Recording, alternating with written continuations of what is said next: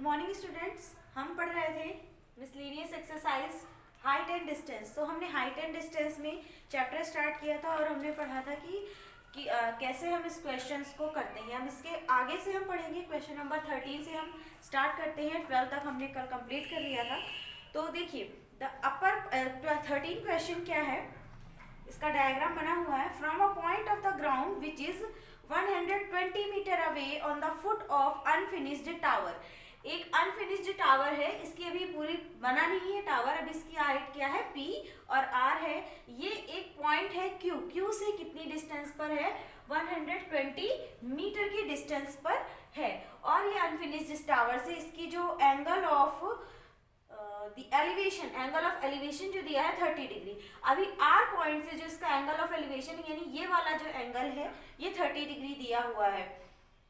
Height of the tower how to increase, height इसकी कितनी increase की जाए so that the angle of elevation at the same point, कि उसी point से उसका जो एंगल ऑफ एलिवेशन है वो 60 डिग्री हो जाए। तो हमारा डायग्राम कुछ ऐसा बनेगा, क्योंकि जब पहले हमारी जो हाइट थी R तक थी तो अब हमारा एंगल 30 डिग्री था। अब जब इन्होंने बोला कि इसकी हाइट कितनी बढ़ाई जाए, हमें मालूम नहीं कितनी बढ़ाई जाए, तो 60 डिग्री का एंगल हम इसी पॉइंट से ड्रॉ कर देंगे, क्योंकि सेम पॉइंट से बोला है, Q पॉइंट से ड्रॉ कर देंगे। जहाँ पर ये हमारी इस लाइन को इंटरसेक्ट करेगा वो पॉइंट हमारा है S। तो हमने मान लिया कि SR इसकी जो है लेंथ और बढ़ाई जाएगी। तो यही हमारी पूछा है कि SR और कितना बढ़ाया जाए। अभी तो हम पहले ये वाला ट्रायंगल लेंगे, पहले फर्स्ट ट्रायंगल लेंगे PQR। जब हम PQR लेके सॉल्व करेंगे तो ये हमारा परपेंडिकुलर रहेगा और ये बेस रहेगा। आपको मालूम है एंगल के सामने वाली लाइन क्या हो जाती है, परपेंडिकुलर। और ये वाली लाइन जो है हमारी यानी कि QP हमारी बेस कहलाएगी। क्या कहलाएगी, हमारी बेस। तो हम सबसे पहले लेंगे in triangle PQR। Triangle PQR में देखते हैं, अब हम बेस और परपेंडिकुलर और बेस में रिलेशन होता है tan का। तो लिखेंगे tan 30, एंगल हमारा 30 है। tan 30 is equals to perpendicular यानी कि PR ऑब्लिक बेस क्या है हमारा QP, क्या है QP। अब tan 30 की वैल्यू होती है 1/√3। PR की वैल्यू हमें मालूम नहीं है, PR को एज इट इज लिख देंगे। QP की वैल्यू है 120, यहाँ पर हम 120 लिख देंगे। अब हमें PR की वैल्यू निकालनी है, 120 यहाँ डिवाइड हो रहा है, लेफ्ट हैंड साइड में जाएगा तो ये क्या हो जाएगा, multiply 1 × 120/√3 is equals to PR। अब इसको देखिए सॉल्व कैसे करेंगे। नीचे से √3 हटाना है तो कॉन्जुगेट का ऊपर नीचे मल्टीप्लाई कर देते हैं, तो इसका कॉन्जुगेट हो जाएगा √3/√3। ठीक है, तो ये 120 √3 हो जाएगा। न्यूमरेटर का न्यूमरेटर से मल्टीप्लाई, √3 का √3 से मल्टीप्लाई होगा तो 3 हो जाएगा, रूट हट जाएगा। अब 3 से 120 कितने टाइम्स कट जाएगा, 40 टाइम्स। तो हमारी PR की वैल्यू कितनी आ जाएगी, 40√3 मीटर। यानी हमें इतनी लेंथ कितनी मिल गई, 40√3। अब जब हम ये वाला ट्रायंगल लेंगे तो केवल हमें SR ही तो अननोन है, PR तो हमें पता चल गई है, QP हमें ऑल्सो पता है पहले से। अब हम ट्रायंगल लेंगे, ट्रायंगल QSP।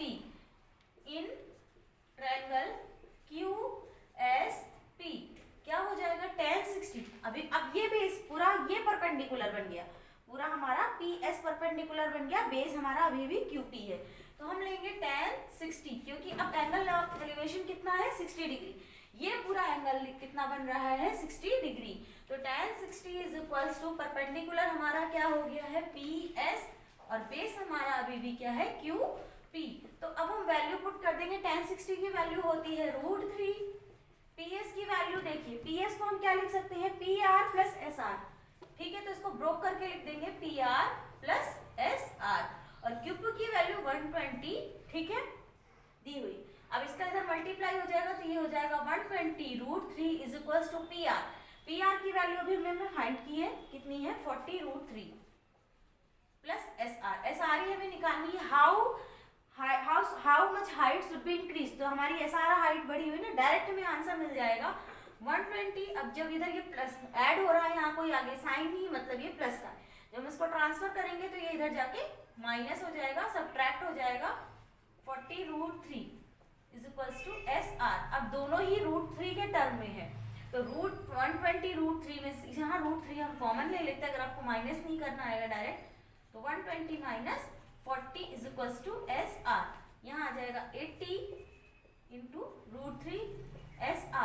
हमारी एस आर की वैल्यू कितनी आ गई 80√3। हमें क्वेश्चन में यही पूछा था how much height should be increase, तो हमारी हाइट बढ़ी हुई आर एस है, तो ये हमारा आंसर आ गया। आर एस कितना आ गया हमारा 80√3। ठीक है, अब हम नेक्स्ट क्वेश्चन देखते हैं। नेक्स्ट क्वेश्चन हमारा क्या है 14, वो आपको खुद से ही करना है। तो क्वेश्चन नंबर 14 आप खुद करोगे, क्वेश्चन नंबर 15 आपको नहीं करना है, ये आपके सिलेबस में नहीं है। क्वेश्चन नंबर 16 देखिए क्या कहता है।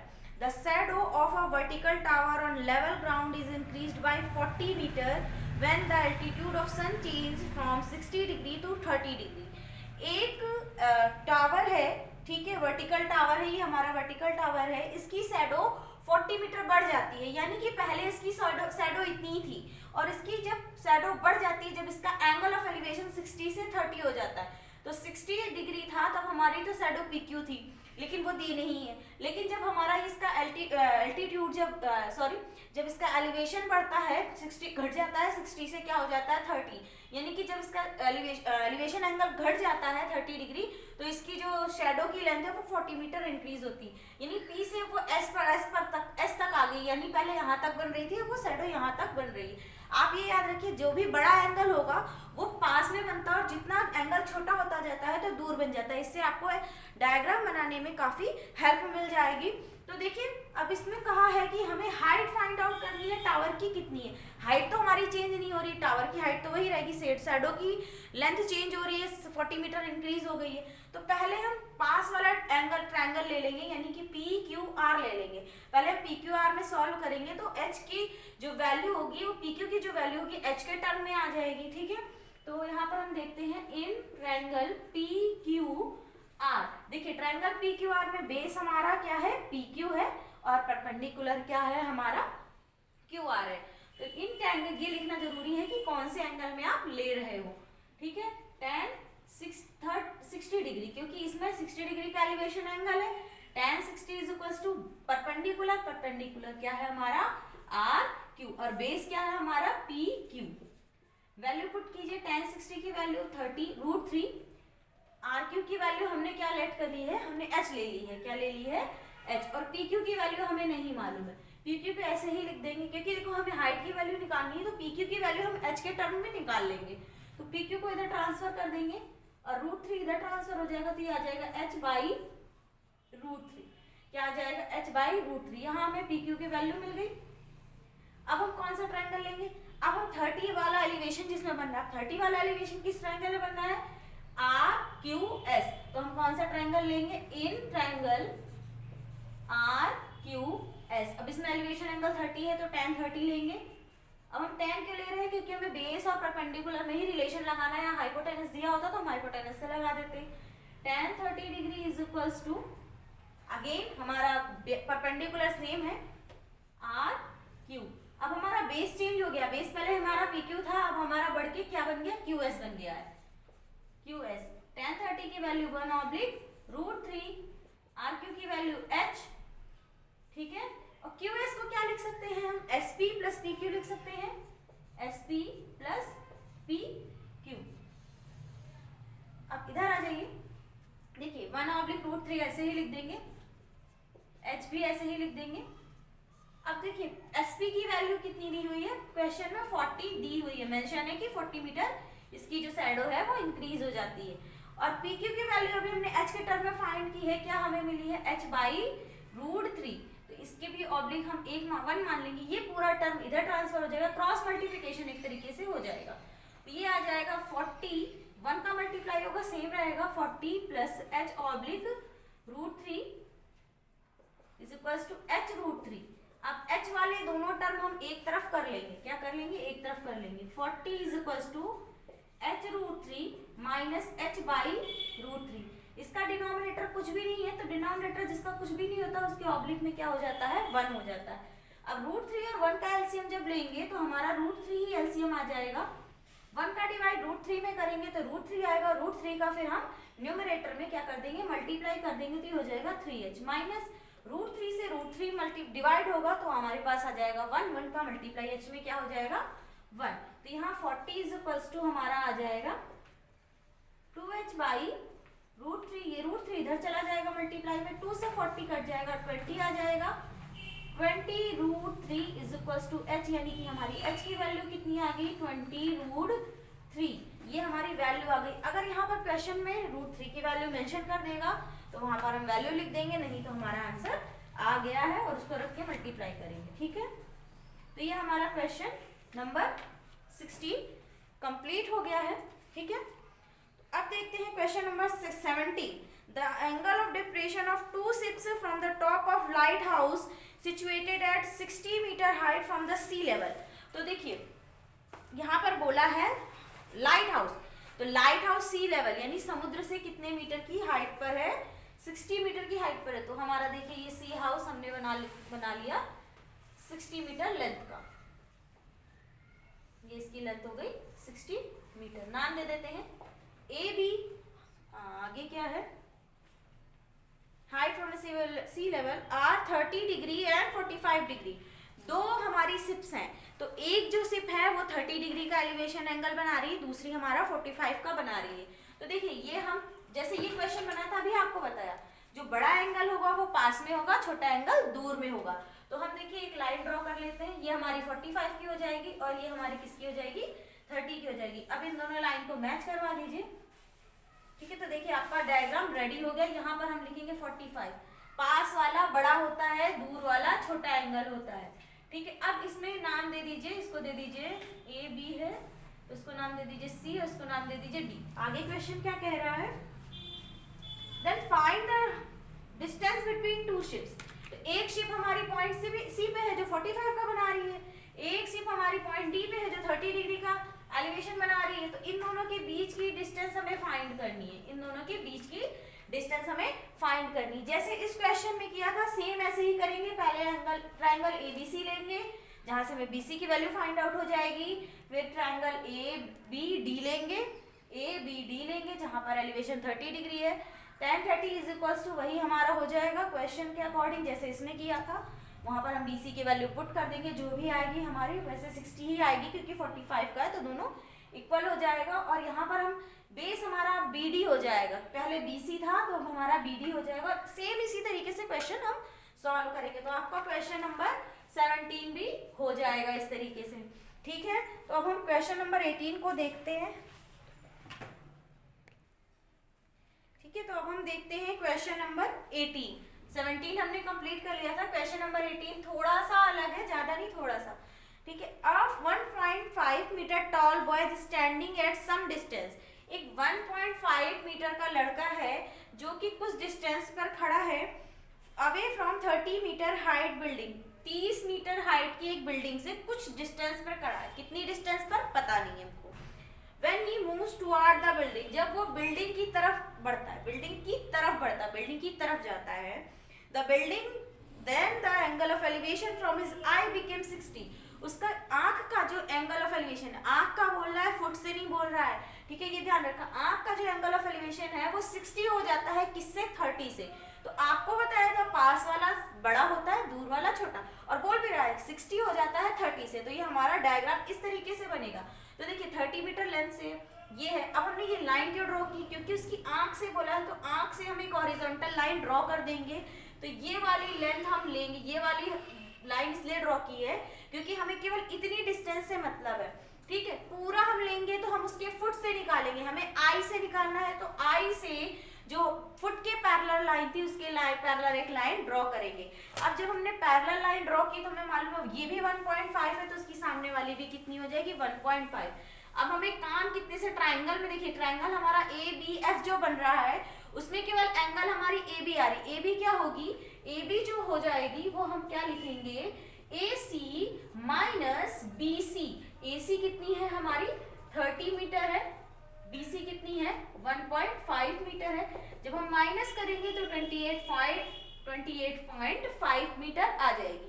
अब यही क्वेश्चन में थोड़ा सा डिफरेंस है, बाकी सारा सेम प्रोसेस है। यानी कि लेंगे क्या, इन triangle A B F same, ये हमारा परपेंडिकुलर, ये हमारा बेस। पहले हमें बी एफ मिल जाएगा, कैसे, tan 60 लेंगे क्योंकि यहाँ पे एंगल ऑफ एलिवेशन 60 डिग्री है। tan 60 degree is equals to A B oblique B F, A B oblique B F. A B की वैल्यू कितनी अभी हमने निकाली, 30 नहीं है, 30 तो हमारी ए सी की वैल्यू है। ए बी हमने निकाली है 28.5, तो यहाँ पर वैल्यू रख देंगे। बी एफ की वैल्यू हमें फिर नहीं पता है, तो हम एज इट इज यहाँ बी एफ ही लिखे रहते हैं, कुछ लेट करने की जरूरत नहीं है। tan 60 की वैल्यू है हमारी √3 is equals to 28.5 oblique B F. B F को भेज देंगे √3 के पास और √3 आ जाएगा 28.5 के पास, तो हो जाएगा B F is equals to 28.5 oblique √3, क्योंकि यहाँ पर क्या था, यहाँ डिवीजन में था, ऊपर चला गया, यहाँ पे मल्टीप्लाई था तो डिवीजन हो जाएगा। यहाँ 1 के मल्टीप्लाई में है, दिख नहीं रहा है लेकिन 1 के मल्टीप्लाई में। तो बी एफ की वैल्यू देखो √3 तो कॉन्जुगेट का ऊपर नीचे मल्टीप्लाई कर देंगे, नीचे से √3 हमें हटाना है, तो यहाँ आ जाएगा बी एफ की वैल्यू कितनी आ जाएगी 28.5 √3 ऑब्लिक 3। ठीक, √3 का मल्टीप्लाई हो गया तो कितना आया 3। 3 से इसको कट कर देंगे तो 3 9 जा 27, 1 रिमाइंडर रहेगा 9.5, 3 5 जा 50। बी एफ की वैल्यू कितनी आ गई 9.5 √3, कितनी आ गई 9.5 √3। अब हमें निकालनी है कितनी, हमें तो पूछा है कि वो बिल्डिंग की तरफ कितना बढ़ा है, यानी कि ये वाली डिस्टेंस EF डिस्टेंस निकालनी है। हमने तो अभी BC निकाली, BC तो पूछी ही नहीं है, तो अब हम किस ट्रायंगल को लेंगे, ट्रायंगल ABE लेंगे। नीचे वाला नहीं लेना, फुट से नहीं लेना, I से बोला है सारा काम, तो I से ही होगा। तो अब हम इसके आगे देखते हैं, इन ट्रायंगल ABE, यानी कि ये वाला ट्रायंगल अब हमको लेना है। इसमें एंगल ऑफ एलिवेशन कितना है 30 डिग्री, तो tan कितना आ जाएगा 30 डिग्री। बेस हमारा बदल गया है, पहले हमारा BF था क्योंकि एलिवेशन 60 था, तो अब हमारा कितना हो गया है 30 डिग्री हो गया, तो tan 30 क्या हो जाएगा हमारा AB ऑब्लिक क्या हो जाएगा BE। ठीक है, tan 30 की वैल्यू हो गई 1 ऑब्लिक √3, कितनी आ गई 1 ऑब्लिक √3। AB की वैल्यू 28.5, BE को हम क्या लिखेंगे BF प्लस EF, क्या लिखेंगे BF प्लस EF, ये इधर चला जाएगा BF plus EF is equals to, ये इधर आ जाएगा क्रॉस मल्टीप्लाई 28.5 √3। BF की वैल्यू देखिए हमने फाइंड आउट की थी 9.5 √3 प्लस EF ही हमें क्वेश्चन में बताना है 28.5 √3। इसको इधर ट्रांसफर कर देंगे तो सब्सट्रैक्ट हो जाएगा, EF इज इक्वल्स टू क्या आ जाएगा 28.5 √3 माइनस 9.5 √3। जब हम माइनस करेंगे तो हमें वैल्यू मिल जाएगी 19.0 √3, इसको हम लिख सकते हैं 19 √3। ये हमारा आंसर हो गया। ये पूछा था कि कितनी वो बिल्डिंग की तरफ बढ़ा है, तो हमारा यही आंसर आया है EF कितना 19 √3।